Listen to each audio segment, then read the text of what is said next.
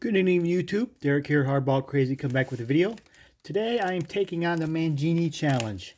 His challenge to any of us who wants to accept it is to find a card, a player in your collection, learn about an obscure player, learn about him and about his history, and kind of tell you guys about him. So I'm doing that.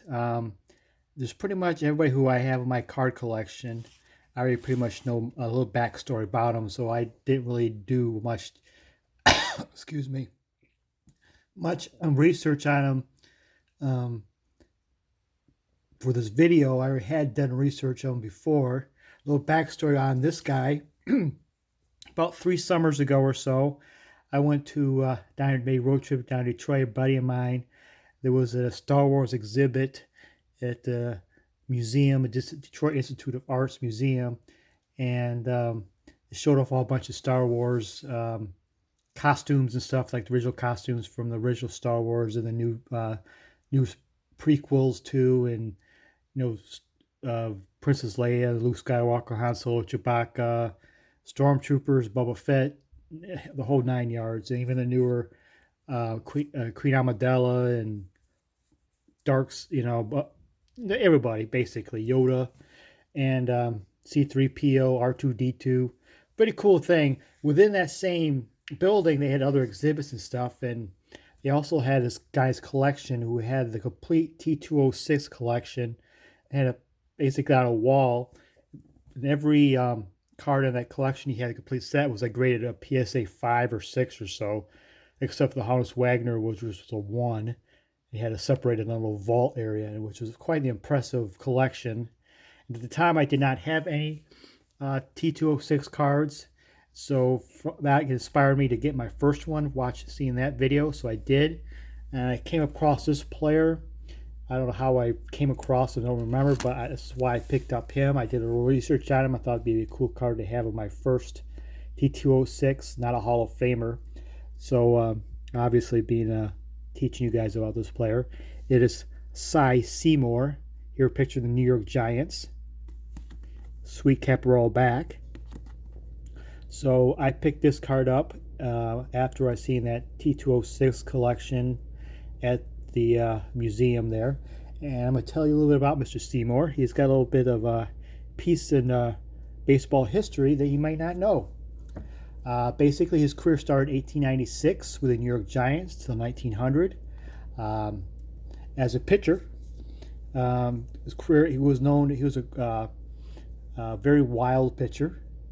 Had control problems. One of his catchers once said, "I don't think the batter knows what's in more danger, his head or his feet." While with the Giants, he was pretty successful, though. He had a 61-56 career win-loss record. ERA 3.76, which isn't that great for that time period. But he led the league in strikeouts twice in 1897 and 1898. Had some contract holdouts and stuff to try to re-sign it, but then after the 1900 season, like many players in the National League, he jumped ship the National League and went to the American League, newly formed American League, to try to get higher pay. From 1901 1902, he played for the Baltimore Orioles and the old Orioles, the old American League.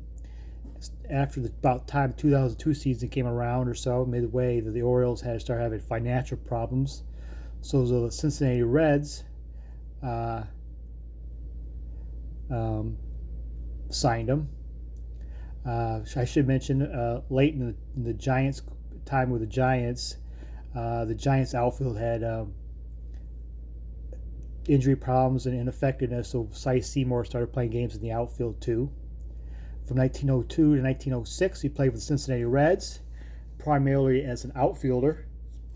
And he, in 1905, led the league in hitting and led the league in RBIs, and was just like basically a home run short of winning the Triple Crown. In the 05, he led the league with a 377 record, 377 batting average, which is still a Cincinnati Reds record. And his career batting average with the Cincinnati Reds of 333 is still a Cincinnati Reds record.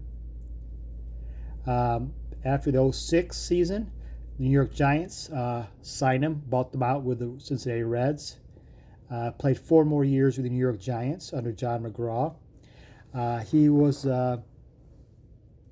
part of one of the most famous plays or infamous plays in baseball history, the Merkle Boner. We all know about that. The ball that was hit to score the winning runs for the Merkle Boner was hit over his head.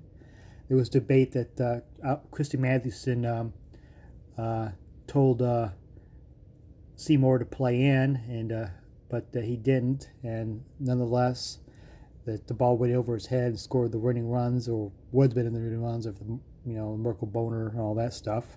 So he was part of that play.